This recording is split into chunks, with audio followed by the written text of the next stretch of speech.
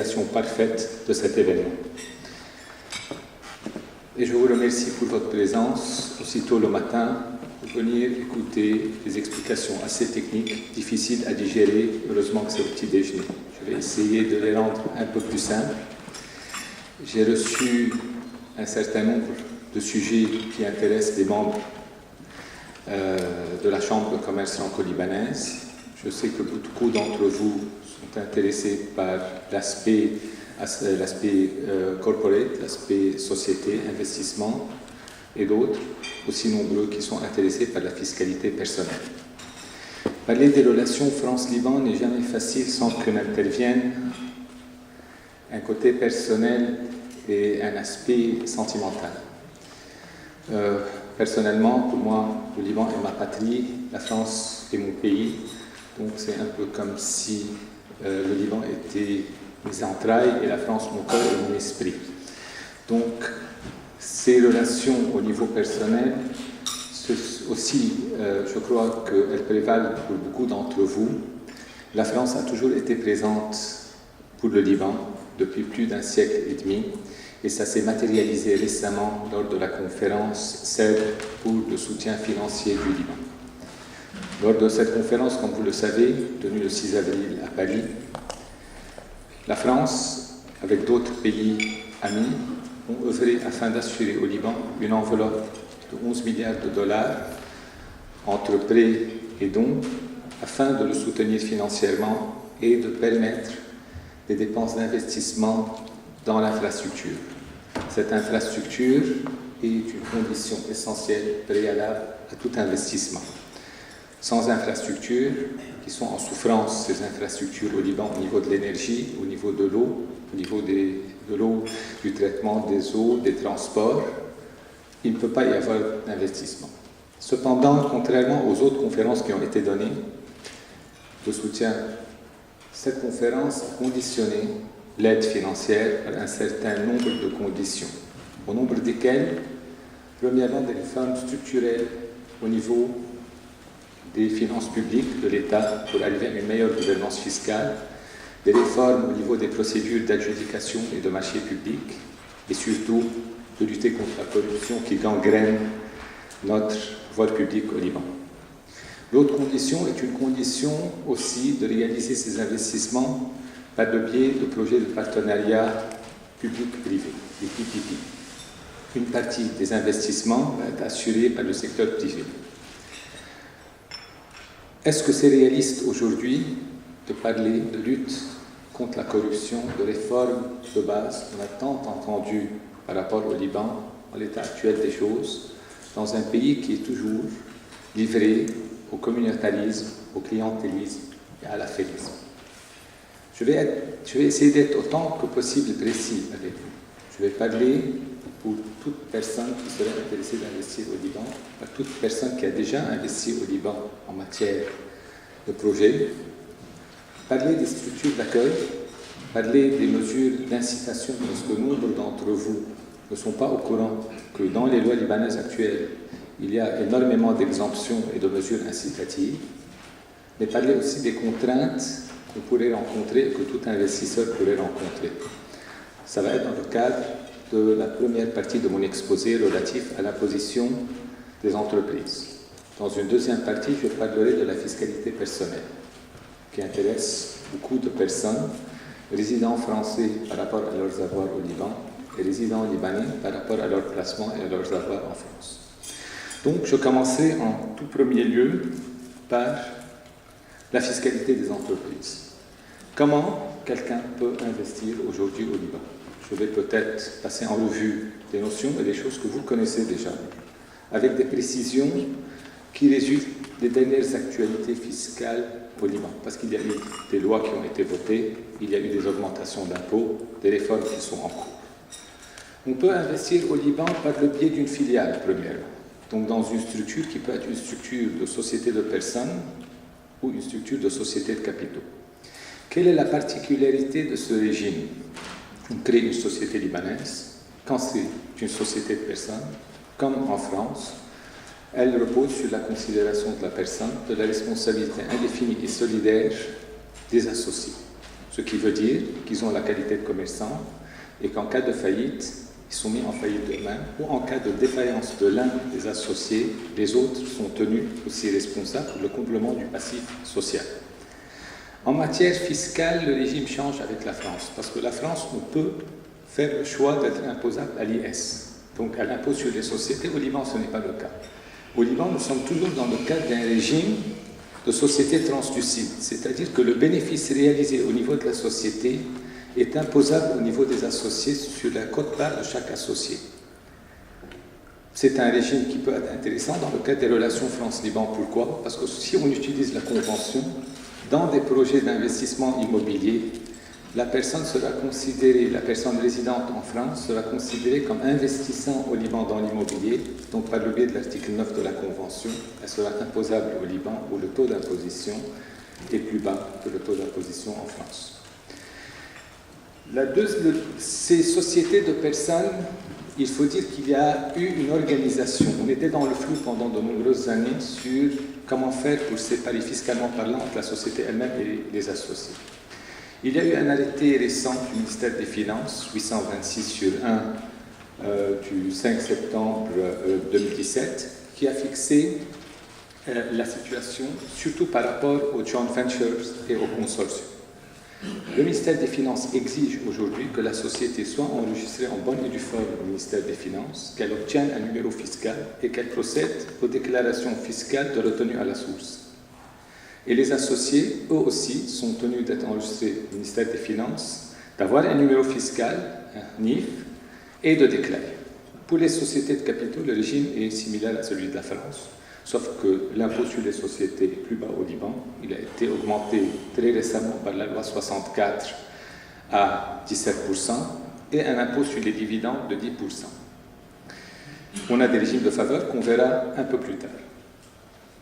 Deuxième méthode d'investissement au Liban, c'est un investissement direct, c'est-à-dire par le biais, ou bien directement par l'entreprise elle-même, ou par le biais d'une succursale, d'une branche qui est établie au Liban.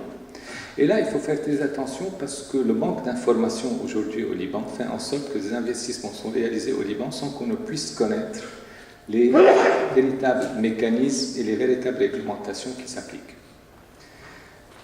Le principe d'imposition, je parlerai de la Convention franco-libanaise juste après, le principe d'imposition est territorial au Liban, c'est-à-dire que toute activité générée au Liban, qu'elle soit ponctuelle, périodique ou cyclique, est imposable au Liban. Qu'est-ce qui change? Ce sont les modalités d'imposition. Si l'activité est répétitive, donc dans le cadre d'un cycle économique complet, cette activité rend la personne exigible de l'impôt comme un résident de fait, c'est-à-dire comme dans le cadre des sociétés libanaises. Mais il y a des obligations qui vont avec, c'est-à-dire que l'entreprise ou la personne devrait créer une succursale au Liban, être enregistrée au registre de commerce, au ministère de l'économie au cas où c'est une société de capitaux et au ministère des Finances par l'article 32 du Code de procédure fiscale et donc prendre un numéro fiscal. Son imposition se fera directement sur la base de 17% si c'est une société de capitaux, mais aussi il faut faire attention à quelque chose, c'est qu'il y a, les dividendes sont considérés comme étant distribués d'office. Donc la charge fiscale effective c'est 17 et 10, pour les comptables auditeurs ils savent que le taux effectif est de 25,3% d'impôt. Si l'intervention est ponctuelle, c'est-à-dire une seule fois, à ce moment-là l'impôt qui est retenu est de 7,5% pour les prestations de services ou de 2,25% pour les autres activités.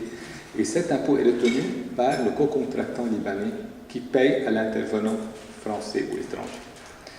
Il y avait beaucoup d'ambiguïté concernant ce critère de lieu fixe d'exercice d'activité et d'activité répétitive qui ont été tranchés par un décret de 2016, 3692, qui a précisé qu'est-ce qu'on entend par lieu fixe pour l'exercice d'une activité professionnelle, qui est tout lieu possédé, loué ou mis à disposition pendant une période qui dépasse les 3 mois sur une période continue de 12 mois ou pour les travaux publics qui dépassent les 6 mois. Donc, tout lieu qui est occupé par une personne au Liban ou une entreprise pour plus de 3 mois, notamment dans le cadre des chantiers de travaux publics, parce qu'on est là pour contrôler l'exécution des travaux, rend cette entreprise ou cette personne exigible de l'impôt comme si c'était un résident de fait, donc dans les mêmes termes et les mêmes conditions qu'un contribuable libanais. Pour les activités répétitives, ou disons non répétitives et occasionnelles, c'est toute activité qui est faite pour une fois. C'est-à-dire, prenez le cas d'un consultant à qui on demande une consultation, un consultant résident en France qui dispense une consultation à une entreprise au Liban. S'il l'a fait pour une fois, c'est une occasion, elle n'est pas répétitive. S'il a deux consultations qu'il peut donner à la même entreprise ou à la même personne ou à d'autres personnes différentes, cette personne sera considérée au vu du décret comme étant un résident de fait, donc astreint aux obligations dont je vous ai parlé tout à l'heure.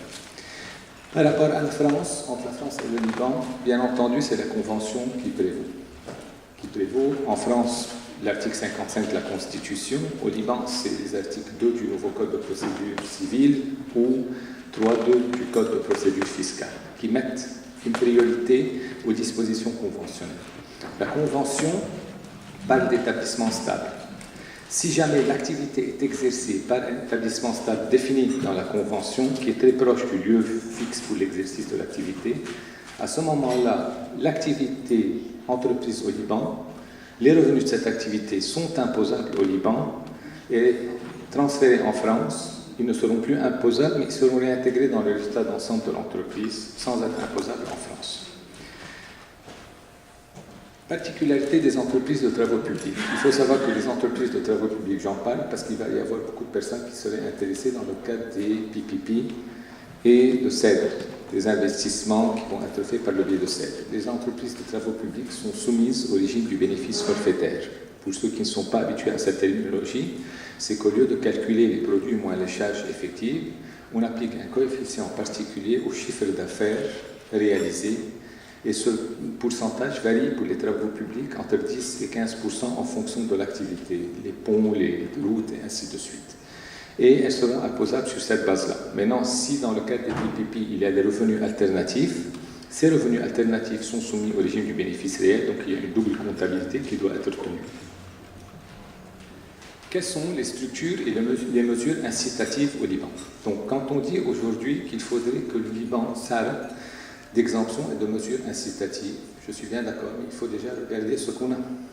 Et on a une pléiade de mesures incitatives qui existent déjà dans la législation libanaise qui n'attendent que le fait d'être utilisées par les entreprises et les personnes.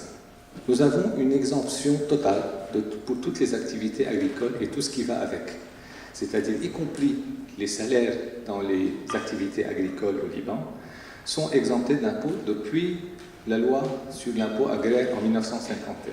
Ça a été tout le temps prorogé. Pourquoi? Bien entendu, parce que le secteur de l'agriculture au Liban est très faible et il ne représente que 5% au moins du PIB libanais. Donc, les activités agricoles sont totalement exemptées. Les activités industrielles aussi ont beaucoup d'exemptions temporaires et qui datent, pour nombre d'entre elles, depuis 1959.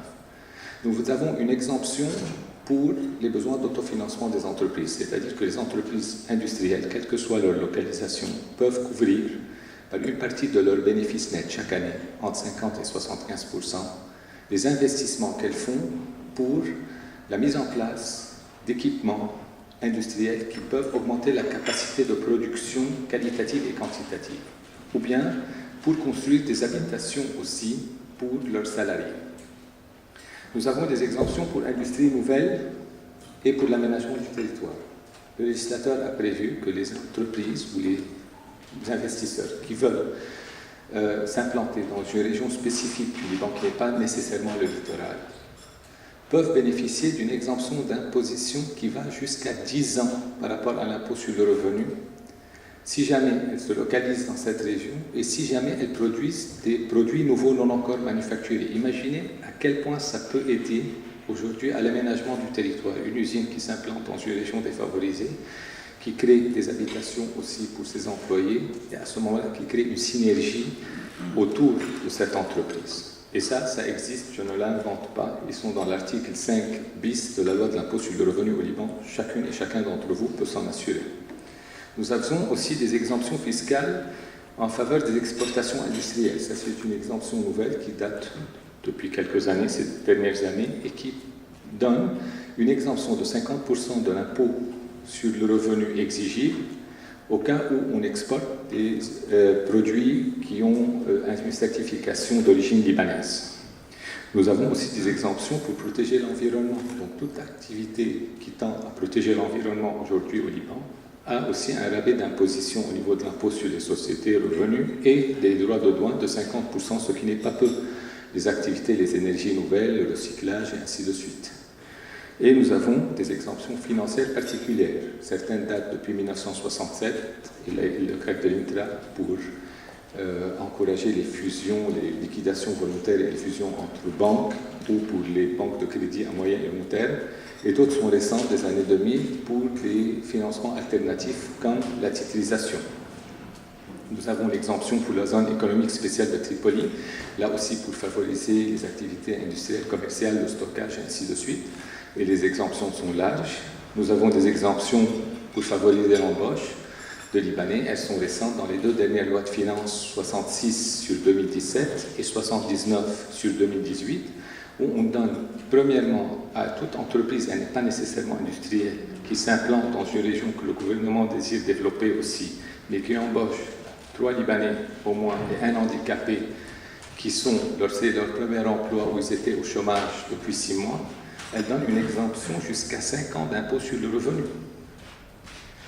Et aussi, il y a une exemption pour les entreprises qui ne se localisent pas dans cet endroit, mais l'État prend à sa charge les cotisations sociales sur les salaires des employés libanais qui sont engagés pendant une période de 2 ans et les contrats de travail ne sont pas assujettis au droit de timbre fiscal. Donc vous voyez, on a de nombreuses exemptions. Vous connaissez certainement les exemptions parce que j'ai su qu'il y a eu un séminaire qui a été dispensé sur IDAL, sur la promotion des investissements. Rapidement, on découpe le Liban en 3 parties. La partie du littoral et de Beyrouth où l'exemption favorise les sociétés cotées en bourse à hauteur de 40%. On a les régions du milieu, donc le Mont Liban pratiquement, et les régions de l'intérieur où l'exemption peut aller jusqu'à 50% de l'impôt pendant 5 ans, et les régions reculées ou favorisées où l'exemption, sans que les entreprises ne soient industrielles dans ce cas précis, les exemptions peuvent aller jusqu'à 10 ans à 100% d'exemption d'impôt sur le revenu et d'impôt sur les distributions. Les activités technologiques et informatiques, même si elles ne sont pas implantées dans ces régions de la zone C, peuvent bénéficier de ces exemptions. Or, il y a beaucoup de start-up qui ne sont pas au courant de ce genre d'exemption aujourd'hui, d'où l'importance qu'il y ait un accès à l'information aujourd'hui au Liban pour expliquer, et c'est l'objectif aujourd'hui de notre réunion, pour vous montrer qu'au Liban, il y a effectivement énormément d'incentives, énormément de mesures incitatives pour encourager les investisseurs. Il y a le contrat global où l'État, même si les entreprises ne sont pas localisées dans ces régions défavorisées, passe un accord avec certaines entreprises pour donner les mêmes exemptions. Nous avons le cas de nombreux hôtels au Liban.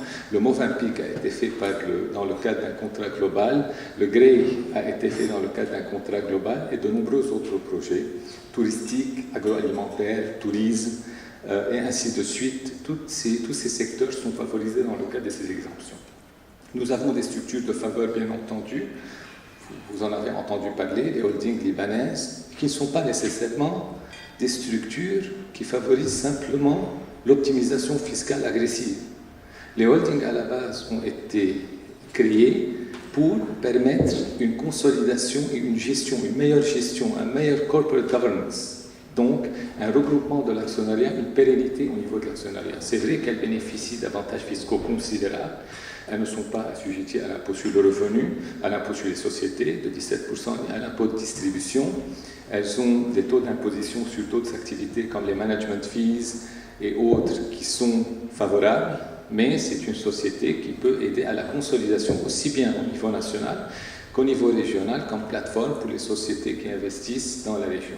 Les sociétés offshore tendent décriées aussi, c'est vrai qu'elles ont un avantage considérable, mais je ne rentrerai pas dans les détails. Dans l'évolution des nouvelles réglementations internationales sur les opaque offshore structures, des NDR, les offshore libanais sont bien positionnés parce que les offshore libanais sont la plupart du temps tenus ou possédés par des Libanais qui résident au Liban, donc qui ne sont pas dans le cadre de ce qui est prohibé aujourd'hui au niveau international.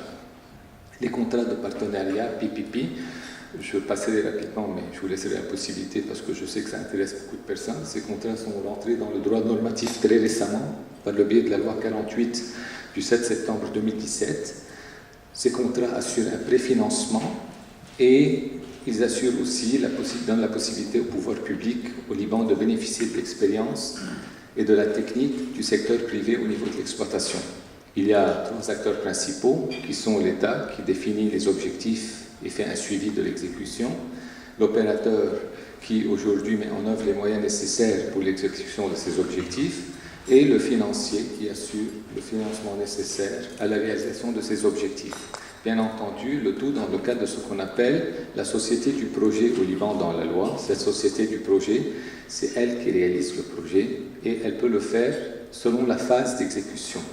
Parce que nous avons des phases de conception, des phases de financement, de construction, de gestion et d'exploitation. Si ce n'est pas fait dans le cadre de CED et des 280 projets de CED, il y a des projets qui seront faits en PPP dès le départ, mais qui peuvent intéresser les partenaires privés, parce que la rentabilité est assurée comme l'extension de l'aéroport de Beyrouth, l'aéroport de Layhat, Renem Awad ou les ports de Jouni ou de Saïda.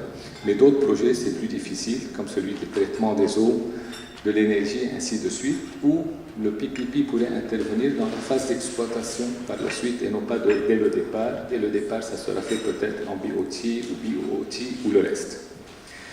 Donc, comment se fait? Et là, il faut être très tatillon et les Talibans doivent faire très attention parce que même si on parle des PPP pour contrer aujourd'hui les dérives et la corruption, les PPP peuvent être utilisés pour aussi assurer un certain monopole, parce que nous avons toujours les grands acteurs au Liban qui sont toujours présents, et aussi au niveau des rémunérations, que ça ne se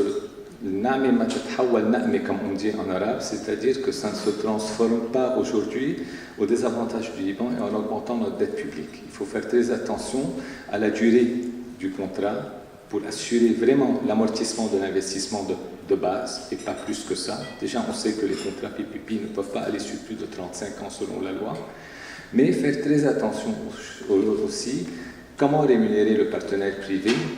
2 genres de rémunération, ou un loyer qui est payé par l'État annuellement, dont le budget la budgétisation rentrera dans le budget, dans les finances publiques, qui deviendra peut-être une charge pour l'État, ou bien le partenaire privé percevra directement cette rémunération des usagers et comment contrer les dérives. On pense aussi au tronçon routier entre Khald et Nahr Ibrahim.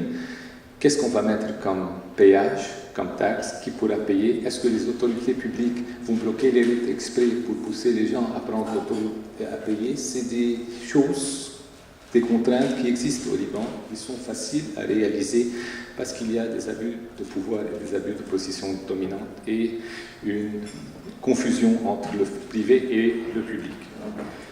Après avoir vu les belles choses, les incitations, voyons quelles sont les contraintes. Parce que je me dois aussi de vous mettre en garde contre certaines contraintes, certains risques, parce que l'investissement aussi se base sur une faisabilité. Donc, savoir aussi quels sont les risques qu'on couvre.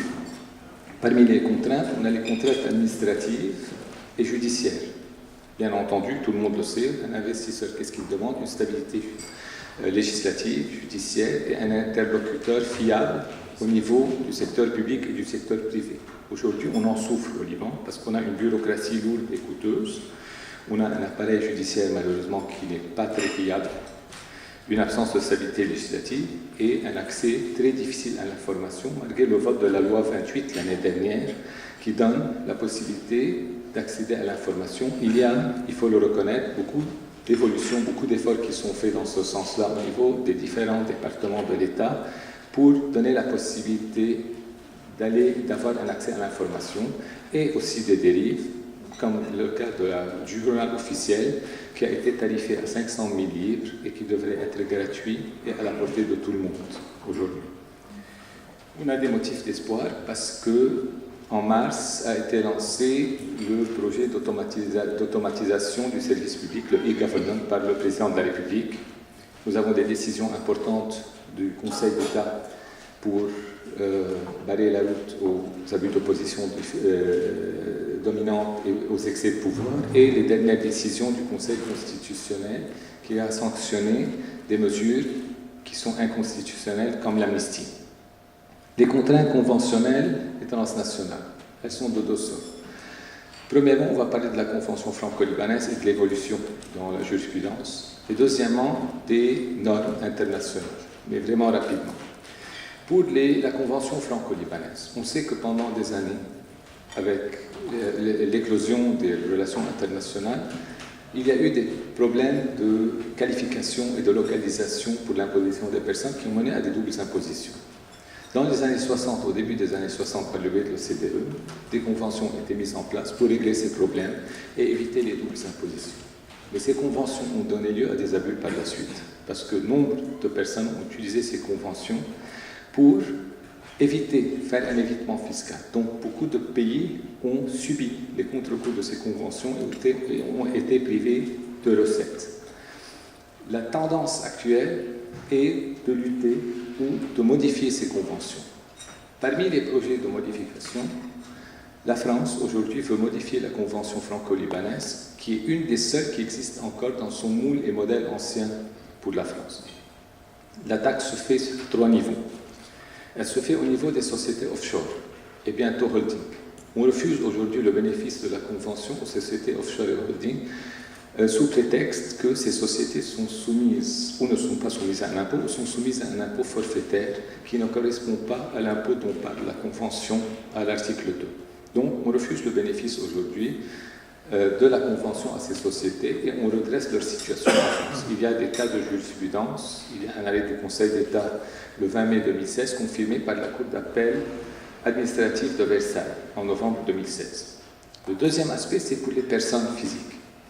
Les personnes physiques, aujourd'hui, on parle beaucoup au Liban d'exempter les résidents libanais par rapport aux revenus de source mondiale sur le revenu de capitaux mobiliers. Peut-être ça avantage certains, mais c'est à double tranchant. Le risque est que des pays comme la France considérons à ce moment-là qu'étant donné que la personne n'est imposable que sur ses revenus de source territoriale et non plus sur ses revenus de source mondiale, on n'applique plus le bénéfice de la Convention à ces personnes. Imaginez combien de franco-libanais ou de personnes qui ont des intérêts entre la France et le Liban vont être mises à mal dans leur situation à cause de cette interprétation. C'est-à-dire que quelqu'un qui réside au Liban, travaille au Liban, entre le Liban et les pays arabes, mais qui a un appartement qu'il loue en France et qui est d'ores et déjà soumis à l'impôt en France sur les valeurs locatives, on lui dirait vous êtes résident français, donc vous devez payer l'impôt mondial sur tous vos revenus de source mondiale. Donc il ne faut pas trop s'amuser au Liban avec ce genre de propositions sans en étudier l'impact au niveau international et notamment au niveau des relations France-Liban. On a mis en garde les responsables politiques, mais les responsables politiques ont leur propre agenda, comme vous le savez. La troisième, c'est la remise en question de montages qui sont tout à fait légaux au niveau de la création d'une société anonyme qui gère un bien immobilier en France. Aujourd'hui, il y a beaucoup de cas de redressements fiscaux qui se font en France par rapport à cette situation, mais on n'accepte plus aujourd'hui que ces sociétés ne soient plus imposables en France sur ces revenus. Par rapport aux contraintes transnationales, internationales, on a déjà la norme commune de déclaration, le CRS, le Forum mondial, la GATCA, je ne sais pas comment vous voulez l'appeler. Ce Forum mondial aujourd'hui, comme vous le savez, auquel le Liban et la France ont adhéré et qui regroupe 117 pays, a levé le secret bancaire sur les non-résidents au Liban. Donc, toute personne qui a des comptes au Liban ou une personne qui voudrait investir au Liban est tenue de remplir un certain nombre de formulaires administratifs assez contraignants. Donc, il faut en tenir compte dans le cadre des projets d'investissement qui vont être faits avec le Liban. Nous avons aussi le cadre inclusif, les BEPS, c'est-à-dire Base Erosion and Profit Shifting. Qu'est-ce que ça concerne? Les pays avec l'OCDE et certaines juridictions qui sont au nombre de 94 aujourd'hui ont voulu mettre un terme aux abus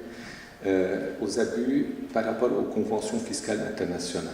Beaucoup de personnes, beaucoup de grands groupes de sociétés ont utilisé ces conventions internationales pour réaliser des planifications agressives et des optimisations. Vous les connaissez, les GAFA, donc les Google, Apple, Amazon et Facebook, et qui payent très peu d'impôts. Ils se sont dit, Aujourd'hui, on se regroupe, on fait un plan de travail, on propose des solutions, des standards minimums pour faire un anti-treaty shopping, c'est-à-dire arrêter les clauses abusives dans les fonds. Donc, là aussi, il y a des règles dont il faut tenir compte dans le cadre des montages qui vont être faits pour réaliser une économie d'impôt.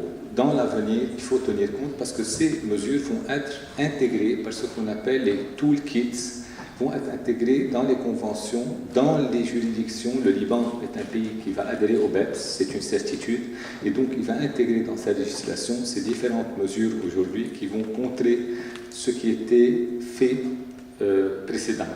Les règles de communication obligatoires, les MDR aussi, ça oblige les intermédiaires qui travaillent sur des montages à dénoncer aujourd'hui ces montages ou à rendre compte. C'est les règles de communication obligatoires. Donc, toute personne qui intervient, qui s'appelle intermédiaire, ou qui fait la conception de ce montage, prenez le cas d'un avocat, ou qui en bénéficie, ou qui a concouru à sa mise en place, sera tenu de déclarer à ses autorités fiscales le montage, et regardez un peu le nombre d'informations, le montage, l'identité des personnes qui en profitent et toutes les personnes qui ont intervenu sur ce montage. Et qu'est-ce que fait la juridiction compétente concernée, prenons le cas du Liban? Il regroupe toutes ces informations et il voit toutes ces personnes qui est résident de quel pays et il envoie toutes ces informations au pays de résidence. C'est pour contrer, si vous voulez, pour contrer tous les dispositifs de contournement des CRS, de la norme commune de déclaration. La même chose pour les structures offshore. Enfin, la contrainte liée aux nouvelles normes internationales de lutte contre la corruption. Quelle est la problématique dans cette affaire? Aujourd'hui, avec la loi Sapin 2 du 9 décembre 2016, vous le savez, pour la transparence, la lutte contre la corruption et la modernisation de la vie économique, il y a des obligations qui sont à la charge des grandes entreprises ou des entreprises d'une certaine taille pour appliquer un code de conduite, pour détecter les cas de corruption et pour faire un due diligence, c'est-à-dire un contrôle de conformité au niveau des partenaires, parce qu'elle a une portée extraterritoriale, des partenaires avec qui on va agir. Imaginez une entreprise française qui va investir au Liban dans un projet PPP avec un partenaire libanais.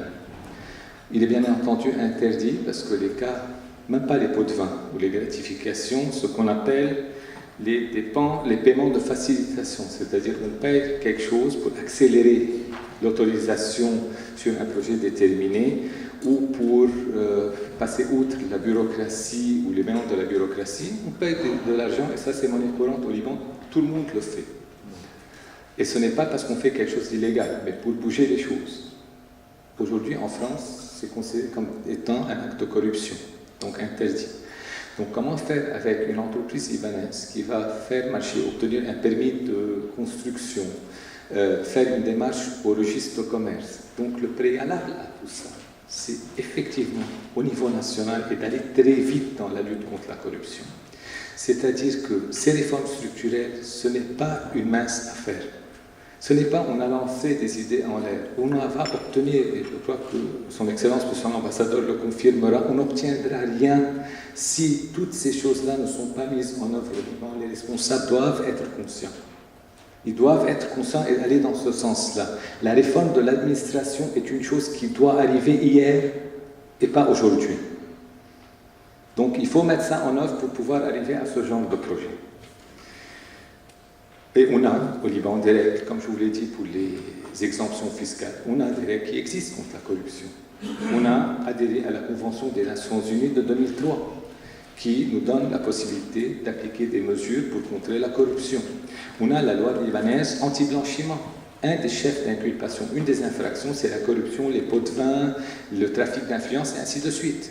Et cette infraction, si elle aboutit à un blanchiment d'argent, on a des peines de prison qui vont pour celui qui ne le dénonce pas, parce qu'on a un mécanisme de dénonciation qui est comme les lanceurs d'alerte, mais à la différence de la France, c'est que le lanceur d'alerte au Liban n'est pas protégé, et ça peut se retourner contre lui, et ça c'est aussi quelque chose qu'il faut mettre en œuvre pour modifier la donne et pour pouvoir faire des réformes pour protéger les gens qui vont dénoncer. On a une personne dans l'administration qui a dénoncé un ministre il y a quelques années. Je vois son nom revenir au Conseil d'État chaque fois qu'il attaque l'État, mais elle a perdu son poste, elle a perdu sa crédibilité, elle a tout perdu. Donc, si jamais les choses ne sont pas vraiment mises en œuvre pour l'application des lois. Vous savez qu'au Liban, il y a un article dans la loi sur la comptabilité publique, l'article 112, qui rend le ministre responsable sur ses propres deniers en cas où il outrepasse ses fonctions. Ce n'est pas simplement où il est attaqué de corruption, même en cas de négligence, il est responsable sur ses deniers publics. Vous avez vu un ministre au Liban qui a payé de sa poche? Jamais. Donc là, on a la loi anti-libanaise, anti-blanchiment, qui peut faire peser des sanctions financières assez importantes, jusqu'à 2 fois le montant éludé, et des peines de prison qui peuvent aller jusqu'à 7 ans. On a la loi sur l'enrichissement illicite, qui dit que tout montant encaissé par un agent public ou un juge par corruption entraîne des sanctions qui sont dans le code pénal libanais, les articles 451 et suivants. Ça existe. On a la loi sur les PPP qui dit à l'article 6.3 qu'il est prohibé de choisir, de sélectionner un partenaire si jamais il a été inculpé ou il a été soupçonné de corruption. Et on a une dernière décision du tribunal de référé à Beyrouth, qui est une décision importante, qui a consacré le rôle des lanceurs d'alerte dans l'affaire Saker Tekene et le Conseil du Sud, qui a été relatif à un rapport qui a été fait sur des exactions, des corruptions dans les marchés publics. La fiscalité des particuliers, je sais que beaucoup l'attendaient et voulaient que j'y arrive avant les autres explications. Pour la fiscalité des particuliers, je vais parler, on a vu un peu au niveau des affaires comment les choses se passent, je vais parler de la fiscalité mobilière et de la fiscalité immobilière, et je crois que ça intéresse la plupart d'entre vous, mais aussi des cas de succession. Pour la fiscalité mobilière, on a 2 situations. Les résidents français qui ont des avoirs au Liban, des déplacements au Liban, et la situation de résidents libanais qui ont des avoirs et déplacements en France ou à l'étranger. Pour ceux qui sont résidents français qui ont des avoirs au Liban et des déplacements au Liban, il faut que vous sachiez que le régime applicable au Liban aujourd'hui, je mets de côté la convention franco-libanaise, le régime applicable au Liban est un régime qui assujettit ses revenus, et ses revenus de capitaux mobiliers sont très larges, c'est des revenus d'actions, d'obligations, de parts sociales, de stock options, de jetons de présence, et ainsi de suite. Tous sont assujettis à un impôt au taux de 10%. Il y a un taux minoré qui concerne les dépôts bancaires au Liban, les revenus fiduciaires et les revenus des obligations des sociétés anonymes qui est à 7%. Aujourd'hui, il était à 5%, il est à 7%. L'ensemble de ces impôts subissent la retenue à la source par le biais de celui qui paye cet argent. Donc, l'aspect est très large. Pour les Français, il y a une chose qui est très importante, parce que maintenant que, pas les Français nationaux, je parle des résidents français qui soient français ou libanais ou autres, pour ceux qui avaient des placements au Liban, la plupart du temps, on oubliait, disons, de les déclarer en France. Et donc, les personnes n'avaient pas intérêt à obtenir l'exemption d'une double imposition parce qu'elles n'étaient exemptées qu'au Liban au taux de 5%. Maintenant qu'ils sont imposables au Liban au taux de 7%, mais qu'ils vont être aussi imposables en France, ça va être utile pour nombre d'entre vous ou des personnes que vous représentez ou que vous connaissez d'appliquer la Convention. La Convention dit que pour les revenus de capitaux mobiliers, on peut être exempté dans le pays où on a ses placements, parce que la Convention les impose dans le pays de résidence, à condition de présenter un formulaire qui dit et qui atteste que l'imposition se fait effectivement en France et que ce formulaire a le visa du ministère des Finances au Liban. À ce moment-là, toutes les personnes qui ont des comptes au Liban ne seront plus imposables aux 7%, et ne seront imposables qu'à l'impôt en France. C'est important de le savoir à l'avenir, maintenant que les CRS se sont mis en place et ainsi de suite. Par rapport au placement de résidents libanais à l'étranger, on croyait pendant des années, à juste titre ou à mauvais titre, de bonne foi ou de mauvaise foi, qu'ils n'étaient pas assujettis à l'impôt au Liban. Or, ce n'est pas une nouvelle disposition. Cette disposition existe depuis 1959, depuis la loi de l'impôt sur le revenu. La loi de l'impôt sur le revenu assujettit à l'impôt des revenus d'actions et d'obligations étrangères détenues par un résident libanais, et au taux de 10%. Cette imposition se fait comment? Cette imposition se fait si les montants sont payés par un intermédiaire qui est au Liban, quelqu'un qui gère un portefeuille, une banque, une institution financière. Le paiement se fera par le biais de cette institution, par le tenu à la source, semestriellement.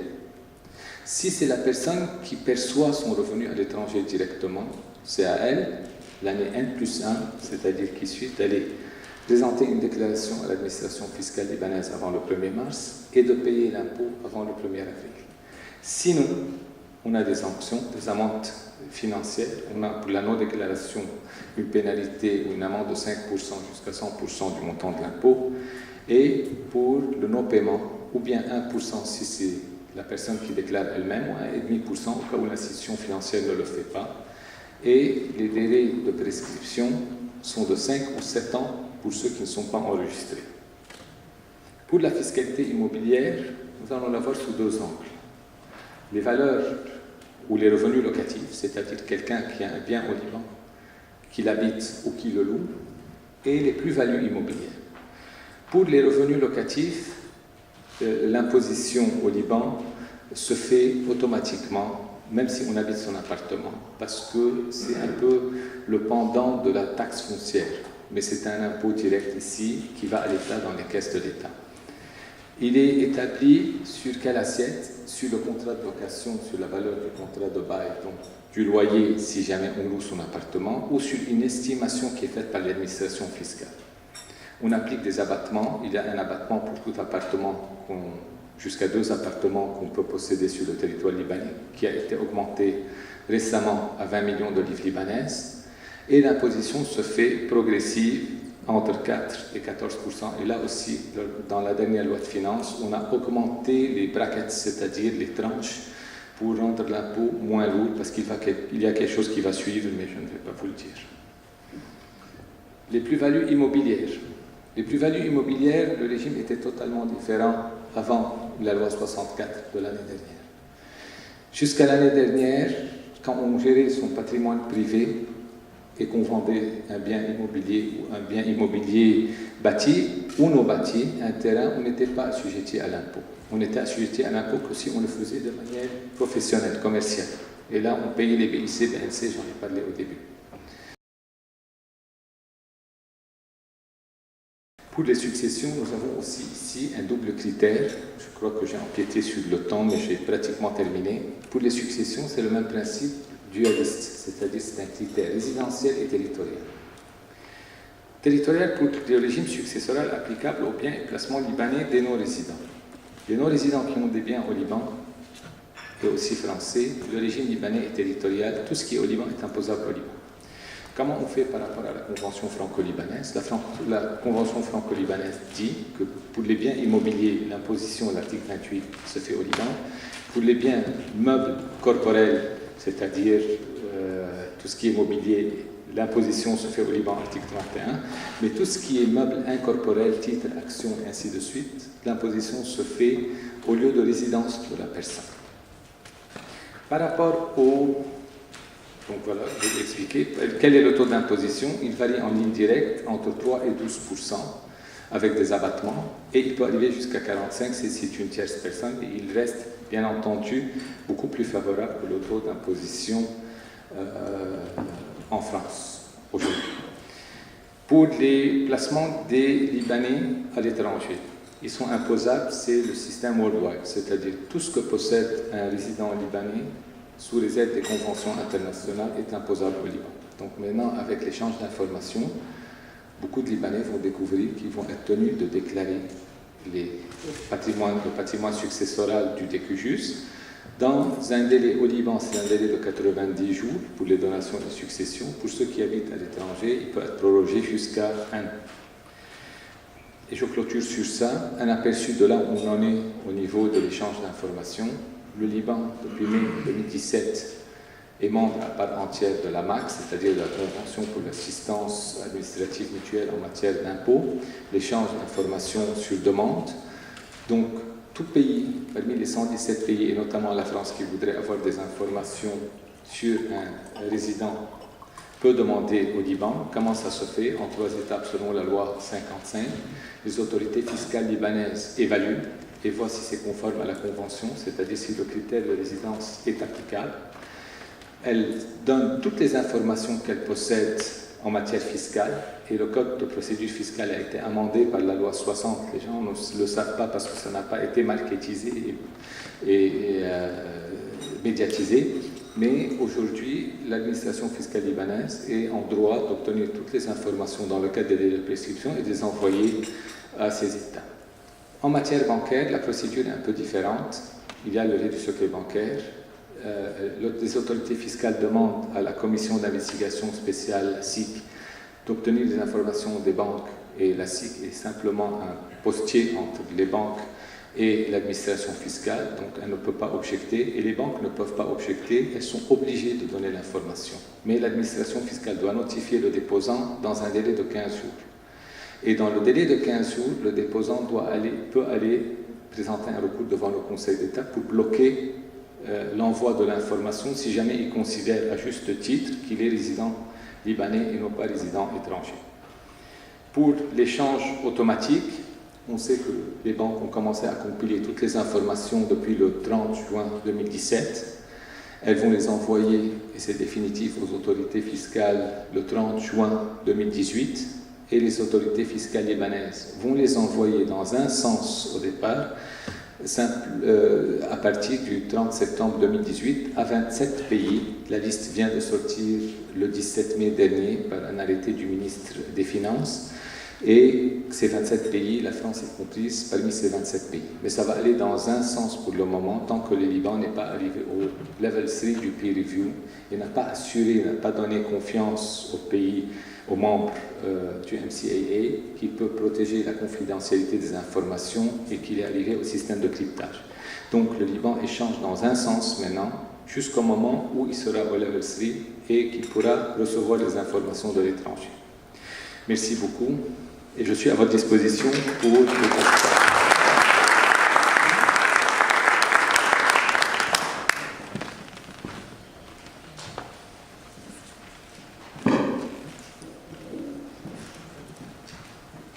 Oui. Bonjour, Michel Ferrand. Je souhaitais vous demander, il y a un projet... Merci. Le projet de future convention, qui est paraphé, qui n'est pas signé, qui n'est pas ratifié par le Parlement libanais, mais le projet de convention nouvelle entre la France et le Liban, qui correspond au modèle OCDE standard aujourd'hui, doit-il être adopté prochainement? Le principal sujet à l'époque était le fait que les autorités libanaises résistaient en disant qu'il n'y avait pas moyen de ratifier puisque le Parlement ne travaillait pas. Aujourd'hui, il y a un Parlement qui fonctionne plus ou moins. Est-ce que c'est dans les tuyaux, dans le cadre de ce qui a été fait dans le cadre de la conférence CEDRE, ou est-ce que le Liban va pouvoir retarder encore l'adoption de la nouvelle forme de convention entre la France et le Liban, et quel impact ça aura donc, dans le cadre de ce que vous venez d'exposer ici? Maître Ferrand, écoutez, je collabore avec l'administration fiscale libanaise, mais je ne fais pas partie de l'administration fiscale libanaise. Donc je ne peux pas vous donner des réponses, si vous voulez, définitives. Ce que je sais, c'est que cet engagement a été pris par un ancien ministre des Finances en 2014. Et il n'a pas été suivi d'exécution, ce qui a vraiment offusqué la France. Aujourd'hui, il n'est plus possible de continuer avec la convention franco-libanaise. Malheureusement, je vous dis pourquoi, parce qu'elle est très favorable au Libanais. Et moi, ce que j'espère, c'est que dans le cadre de la nouvelle convention, qu'on puisse maintenir cet aspect successoral, parce que sur les 33 conventions signées par le Liban jusqu'à la date d'aujourd'hui, seule la convention franco-libanaise parle des cas de succession, pas de donation de succession. Les 32 autres conventions ratifiées qui sont en vigueur, il n'y a pas l'aspect successoral qui est très important pour éviter les doubles impositions. Ça va changer parce que, vous voyez, l'orage gronde, les gens ne le voient pas. Ou c'est, si vous voulez, nous, en tant que fiscalistes, on se considère un peu géologue. Donc, on a vu qu'il y a eu un épicentre, un tremblement de terre en pleine mer, et les gens sont encore en train de se bronzer sur les plages. Donc, on sait que ça va venir et il faut se préparer. La convention franco-libanaise ne peut pas continuer, c'est l'une des seules encore, si je ne me trompe pas, mais confrères le confirmeront, une des seules qui est dans la forme où elle est. Et donc, avec l'évolution et toutes les règles dont je vous ai parlé, avec le MDR, avec les PEPS, avec tout ça, ça ne peut plus marcher dans le même sens, donc elle va être modifiée. L'important, c'est que nous soyons une partie, qu'on le fasse dans le cadre de négociation et pas d'obligation. C'est-à-dire que les autorités fiscales libanaises doivent pouvoir négocier et ne pas être astreintes à exécuter. Et c'est ce que je souhaite. Je souhaite qu'on ait une marge de manœuvre pour négocier et montrer à la France qu'il faut aussi laisser un petit bol d'air aujourd'hui pour que les gens puissent respirer et que ça ne soit pas de l'inquisition fiscale. On n'aille pas de la convention à l'inquisition fiscale. C'est tout ce que je peux vous dire pour le moment. Oui, bonjour monsieur Joseph Montegi. Je voulais avoir une petite information concernant les comptes bancaires. Sur les successions de comptes bancaires, parce que dernièrement, il y a eu effectivement un refus des banques de déclarer les comptes. Comment ça peut se passer? Est-ce qu'un contribuable, par exemple français, qui déclare ses impôts en France, est-ce qu'il peut lui-même déclarer ce compte-là successoirement au Liban? Est-ce que c'est possible que lui aille au ministère des Finances en disant je déclare ce que les banques refusent? Écoutez, je vais vous dire qu'est-ce qui s'est passé. Je n'en ai pas parlé ici parce qu'on n'aurait pas eu le temps, mais je vais vous l'expliquer parce que c'est important. Au Liban, il y a eu une circulaire de l'Association des banques le 22 janvier dernier 2018 qui relayait une lettre envoyée par le ministère des Finances, par le ministre des Finances en date du 27 décembre 2017. Que disait cette lettre? Et elle était très, je ne dirais pas vicieuse, mais elle avait un objectif. Elle a dit aux banques que les banques aujourd'hui ne doivent pas communiquer les dépôts qu'il y a en compte si les héritiers du défunt, quels qu'ils soient, résidents ou non résidents, n'apportent pas la preuve, c'est-à-dire le quitus de l'administration fiscale libanaise, attestant que l'impôt a été payé. Et s'ils le font, ils seront défaillants par rapport aux obligations fixées par la loi anti-blanchiment de la loi 44 sur 2016. Pourquoi? Parce que dans la législation libanaise actuelle qui n'a pas encore été modifiée, les banques n'ont pas le droit de communiquer l'information au ministère des Finances. Donc le ministère des Finances, même si le secret bancaire a été levé, ne peut pas obtenir une communication d'informations sur certains comptes, notamment pour les résidents libanais. Ils l'ont fait pour pouvoir montrer aux banques, attention, que vous êtes dans le cadre des infractions de blanchiment d'argent. Les banques ont pris peur, l'association des banques. Il y a eu une étude en profondeur qui a été faite sur la question. Et ce qui a poussé le ministère des Finances à geler cette directive. Pourquoi? Parce qu'il y a des ambiguïtés. Autant pour le compte individuel, il n'y a pas d'ambiguïté. Et à mon avis, les banques qui veulent avoir un bon comportement de bon père de famille, je sais que la notion a changé en France, je ne sais plus ce n'est plus bon père de famille, c'est le principe égalitaire. Mais si les banques veulent bien agir, elles ne peuvent pas aujourd'hui libérer les montants qui sont dans les comptes individuels. Dans les comptes joints, la loi sur les successions date de 59. Et à l'article 3, il est précisé qu'en cas de décès, la part du co-titulaire va aux héritiers. Donc elle rentre dans le cadre du patrimoine successoral. La loi sur le compte joint de 61 va à l'encontre de ce principe et dit qu'en cas de décès, le co-titulaire dispose entièrement du compte bancaire.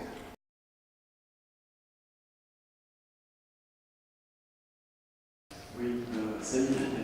Merci pour tes exposés très clairs sur quelque chose de très compliqué. Ma question est relative à la compétitivité des banques libanaises quand tu fais le système financier libanais par rapport à ses voisins moyen-orientaux, d'un côté Israël, de l'autre côté Dubaï, d'autres places financières. Est-ce que tout le monde est en train de collaborer de la même manière? Bon, écoutez, la compétitivité des banques libanaises est imputable à deux éléments. Premièrement, la compétence des banques libanaises. C'est-à-dire qu'on ne va pas occulter le niveau professionnel et très professionnel et la grande compétence des banques libanaises qui sont aujourd'hui l'épine dorsale, si vous voulez, de l'économie libanaise, malgré toutes les accusations qu'on peut faire et qui, nombre d'entre elles sont justifiées d'ailleurs. Le deuxième aspect, c'est aussi l'État libanais qui l'assure aux banques libanaises. C'est les taux d'intérêt extraordinaires aujourd'hui. Donc les banques libanaises vont rester compétitives tant qu'elles donnent ces taux d'intérêt qui sont aujourd'hui disproportionnés par rapport aux taux d'intérêt qu'on donne ailleurs. Par rapport aux banques dans la région, moi je trouve dans mon expérience personnelle avec les banques dans les pays du Golfe ou autres qui sont encore plus attirantes que les banques libanaises. Les banques libanaises sont plus indulgentes. Les banques de la région ne sont pas indulgentes. Et les mesures internationales pour l'échange, tout, les MDR, la norme commune de déclaration, tout ça est en train d'être appliqué d'une façon très tatillonne à toutes les banques, y compris les banques à Dubaï, aux Émirats Arabes Unis et ailleurs. Donc moi je ne trouve pas qu'aujourd'hui les banques libanaises vont subir la concurrence d'autres banques à ce niveau-là. Et surtout tant que les taux d'intérêt sont là où ils sont. Inch'Allah, merci Camille pour ce brillant exposé. Est-ce que tu peux nous dire quelques mots sur l'ALDIC, s'il te plaît? Sur l'ALDIC. ALDIC, hein. ALDIC, c'est une association, c'est le diminutif de l'Association libanaise pour l'information et pour les droits et l'information du contribuable. Quel est l'objectif de cette association? Nous avons réalisé qu'il y avait effectivement un manque d'information au Liban. Donc vous le voyez, il y a beaucoup de choses que les gens ne connaissent pas parce que ces informations ne sont pas mises à la disposition des personnes. Nous avons aussi réalisé qu'il n'y a pas de civisme fiscal au Liban. Il y a très peu de civisme dans l'absolu. Et on s'est dit que la colonne vertébrale d'une nation, c'est ses finances. Donc si les finances sont bien tenues, si les gens se sentent concernés par les affaires de la cité, les affaires de leur pays, surtout s'ils savent ce qu'ils sont en train réellement de payer, la pression fiscale au Liban est de 23 à 25%, et notamment en matière d'impôts indirects. Les gens s'imaginent qu'ils ne payent pas beaucoup d'impôts, mais ils payent des impôts. Et si on rajoute à ces impôts qu'ils payent les doubles factures d'électricité, d'eau, d'éducation, de santé, ainsi de suite, le Libanais se retrouve en train de payer plus qu'un contribuable français. Donc cette association voulait sensibiliser les gens au civisme fiscal, sensibiliser les gens aux affaires de leur pays et leur montrer que vous avez des droits, mais vous avez avant tout des obligations. Donc l'objectif de ALDIC, c'est de montrer à toutes les personnes quelles sont les obligations qu'elles ont dans l'information pour qu'elles les assument convenablement. Et quand on assume nos obligations, on peut regarder les gens en face. C'est-à-dire que quand il y a un contrôleur fiscal, il n'y a pas de corrompu s'il n'y a pas de corrupteur. Donc quand quelqu'un vient chez nous pour nous faire peur, pour nous menacer, pour faire son propre intérêt au détriment de l'intérêt du trésor, et le trésor c'est quoi? Le trésor public, c'est l'argent du peuple, c'est l'argent de la nation, aujourd'hui des générations futures. Donc quand on assume nos obligations et qu'on regarde ces inspecteurs en face, et je ne le dis pas comme ça chiméniquement, moi je suis depuis 25 ans dans la profession, et j'ai mené des combats avec l'administration fiscale, pas parce que l'administration fiscale n'est pas bien, j'ai beaucoup d'amis et les personnes replacées au ministère, je collabore avec eux activement.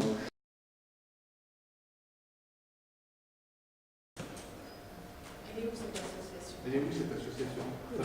Elle est au Liban, on a un website, il faut rentrer sur aldic.net et vous pouvez suivre l'information. On essaie autant que possible, on a des moyens limités pour le moment, mais on essaie autant que possible de poster tout ce qui est nécessaire, donc de faire les mises à jour nécessaires de toutes les informations relatives à cette association. Oui. Merci, bonjour mon frère, merci pour votre présentation. J'aimerais juste revenir sur un point que vous avez évoqué pour l'échange d'informations. Vous avez dit que le Liban s'est engagé avec l'information sur 27 pays. Je ne sais pas si j'ai très bien compris, mais il semblerait que les 27 pays en question ne communiquent rien en Liban. Est-ce que c'est ça? Après, je vous dirai la question. Je vais vous dire quelque chose. Si je dois reposer sur ce qui est annoncé, je ne peux pas aller au-delà de ce qui est annoncé. Ce qui est annoncé aujourd'hui ne présage pas du fait que l'échange va se faire dans un seul sens. Ce que je sais de par les personnes qui travaillent sur ce projet et qui sont dedans, me disent que l'information, le Liban n'est pas encore au niveau 3 du contrôle par les pairs, mais que le Liban sera tenu de communiquer l'information dans un seul sens. Mes confrères, c'est très bien, mais il me semble que quand on est dans le cadre d'une convention multilatérale internationale, il y a une obligation qui est l'obligation de la contrepartie. Oui. Et dans un seul sens, est-ce qu'on n'a pas un recours pour essayer de bloquer le débat Oui, mais dans l'affaire contentieuse. je vais vous dire, il y a un autre cas de figure qui s'est présenté l'année dernière et qui n'a pas été contesté, qui est le cas du Qatar. Le Qatar aussi, l'information est échangée dans un seul sens parce que le Qatar refuse de recevoir l'information parce qu'il considère que ses résidents ne sont pas imposables sur le revenu de capitaux mobiliers. Écoutez, je vais vous dire, aller plus loin avec vous, mais ça, vous le prenez dans l'absolu. Je n'assume pas la responsabilité. C'est pas que je n'assume pas, j'assume la responsabilité de tout ce que je dis ouvertement. Mais vous savez, on est avocat, donc on ne table que sur des choses qui ont des preuves tangibles. Ce que je sais, à certaines réunions auxquelles j'ai assisté, je sais qu'il y a aujourd'hui une tentative qui est faite entre le pouvoir et certains pôles financiers pour modifier la législation libanaise, l'article 69 de la loi de l'impôt sur le revenu, pour exempter les revenus de capitaux mobiliers étrangers de résidents libanais. Et ce n'est pas en faveur des déposants, en faveur des résidents libanais ou des contribuables libanais. C'est en faveur des politiciens qui veulent éviter à tout prix que soit aujourd'hui qu'apparaissent leurs comptes. Eux vous disent c'est pas parce qu'on a volé, mais c'est parce que pour des questions de sécurité et de confidentialité. Mais ils ne voudraient pas que l'information retombe au Liban et ils vous disent oui, tant que le ministère des Finances est tenu par une faction déterminée, on ne veut pas. Mais tous ont le même intérêt aujourd'hui de cacher pour que la loi sur l'enrichissement illicite qui est en vigueur au Liban ne les rattrape pas, pour que la Convention des Nations Unies qui permet de récupérer aujourd'hui l'argent perçu illégalement ne revienne pas. Si le Liban aujourd'hui va dire oui, moi je suis disposé, mais je n'ai pas encore les moyens de pouvoir assurer ce que demandent les autres pays, ça se fera. Et il se peut que d'ici le septembre, que les conditions de mise en œuvre de l'échange réciproque se fassent. Donc, je ne jure de rien. Vous savez, au Liban, les choses peuvent se faire en 24 heures. La loi sur la TVA a été appliquée dans sa conception qu'on connaît en 48 ans, de 1920 à 1968. Au Liban, elle a été votée le 14 décembre 2001, en plein Ramadan, et elle a été appliquée le 2 février 2002. Donc personne n'était au courant qu'il allait y avoir de TVA avant. Donc tout peut se faire au Liban très rapidement. Non, je comprends bien. Je soulevais juste le principe de réciprocité. Oui, je suis d'accord avec vous. C'est one way, my way. Je suis parfaitement d'accord avec vous. Oui, M. Sarkis. Oui, monsieur bien. Je vous ai écouté avec beaucoup d'intérêt et je me pose beaucoup de questions. Sans entrer dans le détail sur tout ce que vous avez dit, très intéressant, j'espère que vous aurez le papier à lire. Mais au-delà de tout ceci, il y a quand même une chose sur laquelle je m'interroge. C'est que chaque fois que j'écoute un Libanais parler d'un problème quelconque, en général, je suis impressionné par sa compétence et par le nombre de Libanais qui sont compétents un peu dans tous les domaines. Vous avez parlé de fiscalité, nous avons d'excellents économistes, excellents ingénieurs, excellents professeurs d'université, mais nous avons en même temps de gros problèmes dans ce pays que nous connaissons tous, que vous avez d'ailleurs évoqués. Le problème de la corruption, le problème du déficit, le problème de la dette, etc., etc. Ce qui est frappant, c'est que tous ces problèmes, ça existe à cause peut-être pas seulement, mais essentiellement du manque de transparence. Parce que les Libanais, les gens ne savent pas quelles sont les causes, ils ne connaissent pas les détails. Ils savent le manque d'eau, l'électricité, la pollution, etc. Les rares articles qu'ils vont dans le journal qui traitent de ces problèmes sont rares parce que les journalistes, les gens des médias qui sont censés les informer, la plupart, ils ne sont pas compétents. Ils sont peut-être très bons, mais ils ne sont pas compétents. C'est la raison pour laquelle je pense que le rôle de ce que je pourrais appeler les gens compétents, qui s'y connaissent, l'intelligentsia, si vous voulez, libanaise, qu'ils soient à l'université, les professeurs d'université ailleurs, ils ont un rôle capital à jouer. Capital. Que ce soit surtout au niveau universitaire, au niveau peut-être association entre universitaires et autres, compétents dans tel ou tel domaine. Parce qu'on prend à titre d'exemple le problème de la pollution, le problème des déchets, etc. Dernièrement, j'étais à Beyrouth à l'occasion d'un excellent séminaire organisé par l'Ordre des ingénieurs de Beyrouth. Les deux meilleures présentations qui ont été faites sur l'eau et sur l'électricité ont été faites par les doyens de la faculté d'ingénieurs de l'USJ et de l'université libanaise. Excellent, excellent, mais que les gens ne connaissent pas. Alors je me demande pourquoi il n'y a pas une genre d'association pour chaque problème entre des gens compétents, qu'ils soient universitaires ou non, qui donnent leur point de vue de manière objective, claire, et qui publient. Parce que ça, ce serait la meilleure référence pour que les gens soient informés et la meilleure incitation aux dirigeants pour savoir comment faire. Je résume ou je termine par un petit exemple, un grand exemple plutôt. Vous savez que dernièrement, il y a eu au Liban un accord d'exploitation du pétrole et du gaz en mer. Très bien.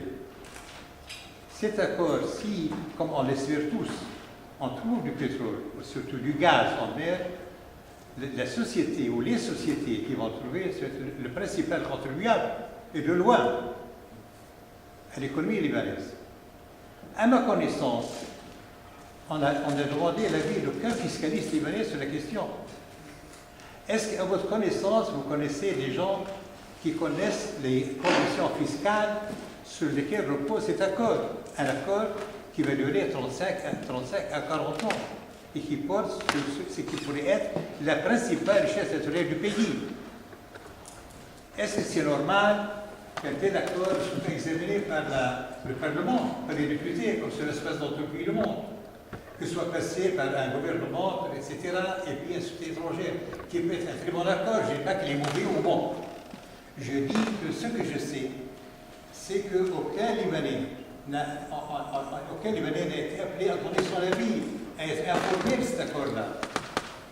Alors c'est la raison pour laquelle je pense c'est le rôle essentiel, pour le dire, la responsabilité énorme de ceux qui sont compétents, y compris les professeurs de l'université, à donner son avis par une chose qui devient vraiment indiscutable, qui devient vraiment la référence pour tout le monde, aussi bien pour M. Tout le monde, les journalistes, etc., que pour des dirigeants.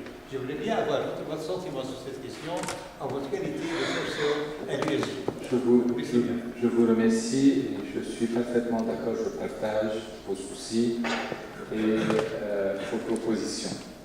Simplement par rapport à l'arrangement, le régime fiscal des accords ou des conventions qui ont été passées, il repose bien entendu sur la loi et la loi sur les dispositions fiscales relatives au pétrole offshore, à la prospection du pétrole offshore. On connaît aujourd'hui les dispositions sur le taux d'imposition, donc les trois parties qui garantissent à l'État ses revenus. Et vous en avez beaucoup parlé, vous avez dénoncé, et dans beaucoup d'aspects, je suis totalement d'accord avec vous. Concernant cette nécessité d'étudier toutes les lois qui sont en train d'être promulguées, je vais vous dire que dans la pratique des choses, ce n'est pas assez évident. Aujourd'hui, ils ont créé le Conseil économique et social avec objectif principal qu'il devienne un forum de discussion pour tout projet de loi qui doit être fait. Quand on regarde la constitution du Conseil économique et social aujourd'hui, on voit que c'est un mini parlement, un mini conseil des ministres, parce que toutes les personnes qui ont été désignées sont des personnes qui ont été désignées par les partis politiques et donc qui remplissent l'agenda des partis politiques. Très peu sont indépendants et peuvent par eux-mêmes aller de l'avant en dehors des personnes qui les ont nommés. Le rôle du Conseil économique et social, c'est de faire aussi appel. Aujourd'hui, si le Conseil économique et social, qui est dirigé par quelqu'un que j'apprécie beaucoup, qui a beaucoup de compétences, qui est M. Habib, prend la résolution et la décision, même avant toute étude qui doit être soumise au vote ou au délibéré des membres du Conseil économique et social, soit en fonction des secteurs soumis à une discussion et à une étude préalable des organisations, des universités, des associations. Ça, c'est d'une part. D'autre part, l'État doit aussi investir dans l'éducation aujourd'hui. L'État doit doter certains postes nécessaires. Pourquoi ne pas créer des laboratoires scientifiques dans les universités où vous engagez des jeunes qui ont un potentiel extraordinaire au lieu de les pousser vers l'exode et que l'État bénéficie de ces études qui sont faites au niveau des laboratoires scientifiques? C'est courant dans d'autres pays. Pourquoi le Liban ne le ferait pas? Pourquoi on n'a pas une centrale de statistiques qui puisse nous donner, ou une autre qui puisse aujourd'hui faire aussi des études de faisabilité par rapport à tous les projets. Vous savez que les dispositions qui sont lancées, on a eu la dernière preuve dans la loi de finances de 2018. Comment ça s'est passé? Je vous résume les choses. Le Premier ministre a ouvert la porte aux associations, aux organismes qui voulaient modifier certaines choses dans les dispositions légales et législatives, en leur disant « Donnez-moi vos propositions, qu'est-ce que vous voulez qu'on intègre dans la loi de finances ?» De bonne foi, je ne conteste pas. Ces organismes, certainement qu'ils ont favorisé leur propre intérêt, mais sans étude préalable d'impact. Et ils ont proposé pour les promoteurs immobiliers, le fameux article 50, qui est la résidence au Liban pour un achat d'appartement à 300 000 $, ils ont proposé l'amnistie fiscale, ils ont proposé la régulation des infractions par rapport à la loi sur l'urbanisme, ainsi de suite. Tout ça, c'était des cavaliers budgétaires.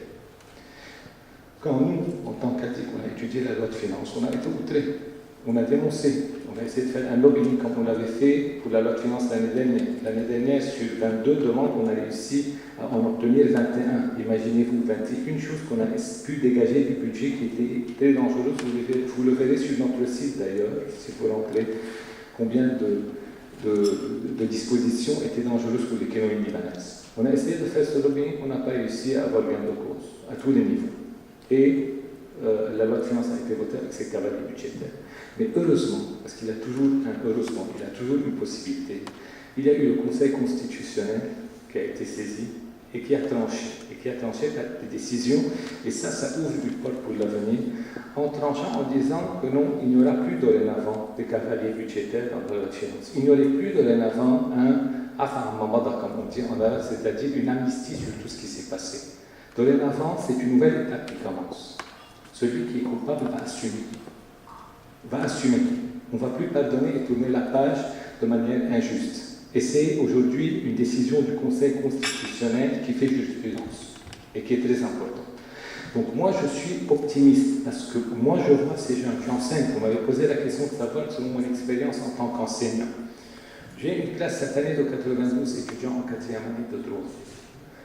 J'ai pratiquement les 2 tiers de cette classe qui sont des personnes extraordinaires au niveau de la connaissance, de la volonté, de l'engagement et de tout.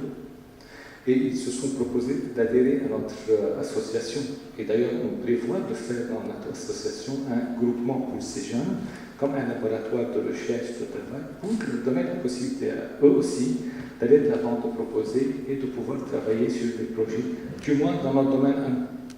Si chacun fait, et je sais qu'il y a énormément de choses qui sont faites au Liban, la société civile, le domaine associatif est très vivant au Liban, il est très efficace. Il a pu faire un résultat très important au niveau du code de la route, même s'il n'est pas encore appliqué totalement en matière d'environnement et autres, mais on peut aller de l'avant. Aujourd'hui, par rapport à la transparence en matière de pétrole, aujourd'hui, l'État libanais a été obligé d'adhérer aujourd'hui aux normes de transparence. C'est exact ou pas international. Je ne suis pas un expert, mais je suis. Donc, si on pousse dans ce sens-là, avec la volonté d'arriver, qu'on fait un travail underground, c'est-à-dire qu'on travaille avant de parler et de médiatiser, qu'on laisse les résultats parler pour notre action. Voilà.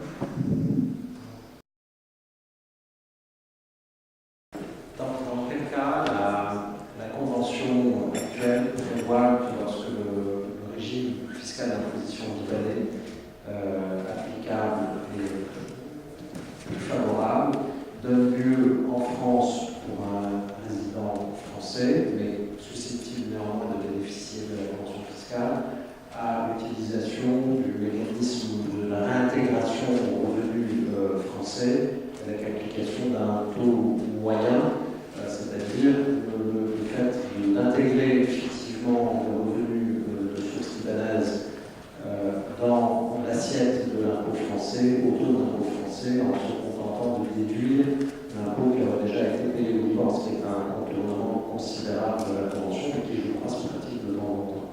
C'est pas en déduisant, il faut parler d'une part d'un crédit d'impôt et d'autre part d'une charge déductible. Le taux moyen, c'est un autre niveau. Je vous donne un exemple. En matière patrimoniale, nous avons quelqu'un, prenons le cas de quelqu'un qui est décédé, qui est résident au Liban, qui a des héritiers qui sont installés en France. Cette personne décède, a des biens immobiliers au Liban, et elle a un bien immobilier en France. L'imposition, le taux moyen intervient ici dans quel sens? C'est-à-dire que pour tous les biens mobiliers et immobiliers au Liban, c'est l'impôt libanais qui va être payé, donc les héritiers n'ont plus rien à payer en France. Pour le bien immobilier qui est en France, c'est là qu'on applique le taux moyen, c'est-à-dire que pour calculer la progressivité de l'impôt, et là je ne veux pas empiéter sur le domaine de mes confrères qui sont nombreux ici, mais je me permets de donner les informations que je connais. Donc ici, à ce moment-là, pour le bien qui est en France, il faut calculer l'ensemble du patrimoine pour déterminer l'assiette d'imposition sur les valeurs progressives, mais vous n'appliquez le valeur progressif que sur le bien qui est en France, à l'exclusion du bien qui est au Liban. Maintenant, pour les autres revenus, les revenus commerciaux, je crois que les choses sont tranchées entre la France et le Liban, les articles sont très clairs. La France ne peut pas venir imposer doublement, et il n'y a pas dans la disposition de la Convention franco-libanaise, mais peut-être, ou très peu dans certains articles, ce qu'il y a dans les nouveaux modèles OCDE. Les nouveaux modèles OCDE vous disent par exemple pour les redevances, les royalties, qui sont imposables dans le pays de résidence de l'entreprise ou d'immatriculation de la société, mais ils peuvent subir une imposition territoriale dans le pays où ils sont générés. Et à ce moment-là, on déduit ce dont vous parlez, mais ce n'est pas le cas encore dans la Convention franco-libanaise, c'est le cas dans la Convention libano-émirati, la Convention libano-jordanienne et celle des autres pays, mais pas dans la Convention franco-libanaise.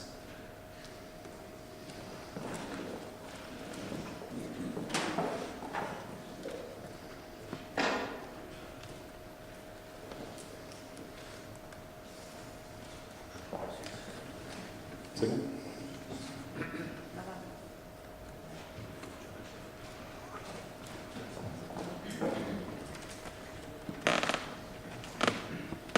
Bonjour maître, ambassadeur du Liban. Je ne vais pas vous prendre beaucoup de temps, je vous remercie énormément pour la présentation.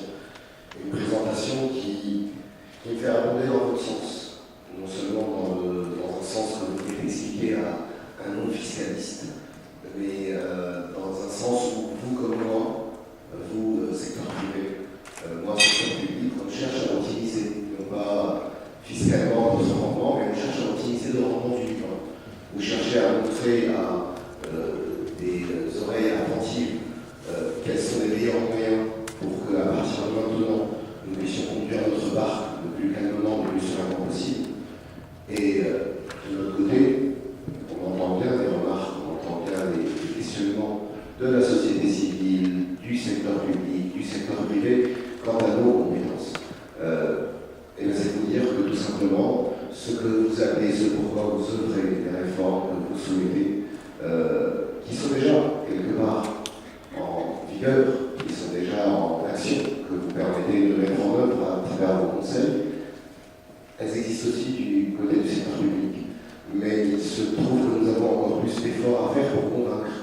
Pour convaincre sur le fait que le offshore sera un offshore transparent. Les perspectives seront garanties dans l'intérêt des Libanais. Et ce ne sont pas juste de bonnes paroles, mais c'est tout simplement pour vous dire que les réformes que vous voulez voir au Liban, les réformes dans le secteur public, les réformes dans la gouvernance de la chose publique, les réformes dans l'action des acteurs publics, elles sont devant vous. Ce sera à vous à partir de maintenant de juger, et il faudra éviter de juger l'avenir du secteur public libanais sur le passif que le secteur public a laissé dans l'esprit de nombreux Libanais et de nombreux partenaires. Un autre exemple, vous avez parlé de la nouvelle convention, c'est quand même l'étape qui va venir dans les relations bilatérales entre le Liban et la France. Forcément, vous avez des questions, toutes, sur le contenu, la substance, ce qu'il y aura dans cette nouvelle convention. Mais rassurez-vous, l'État libanais qui va négocier, les négociateurs libanais qui vous représenteront au moment de négocier cette nouvelle convention, ils tiendront compte de vos intérêts. Nous avons les compétences, nous avons l'intelligence, nous connaissons quels sont nos moyens, nous savons quel est notre actif, et nous n'allons pas, avec la France ou avec un autre pays, nous positionner dans une situation de négociateur inférieur.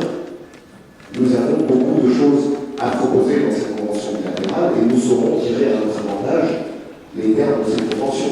On ne va pas non plus signer des textes qui vont à l'encontre de nos engagements internationaux.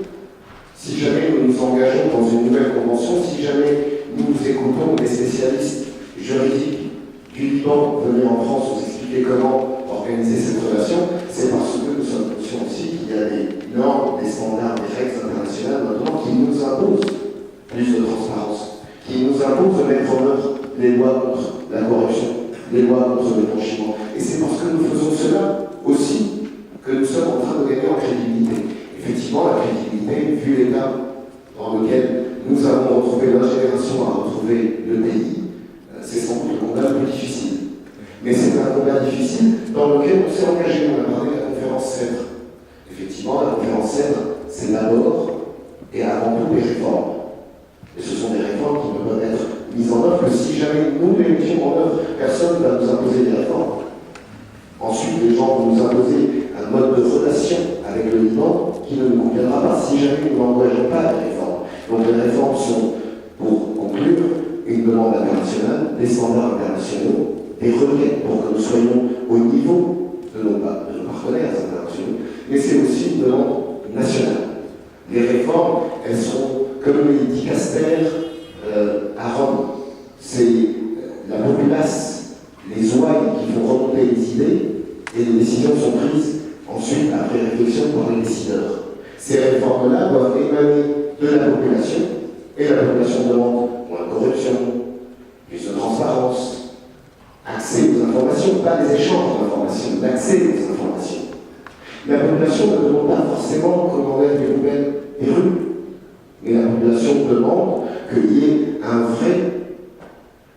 une vraie politique, une vraie réflexion de la gestion des déchets domestiques, des déchets industriels à terre.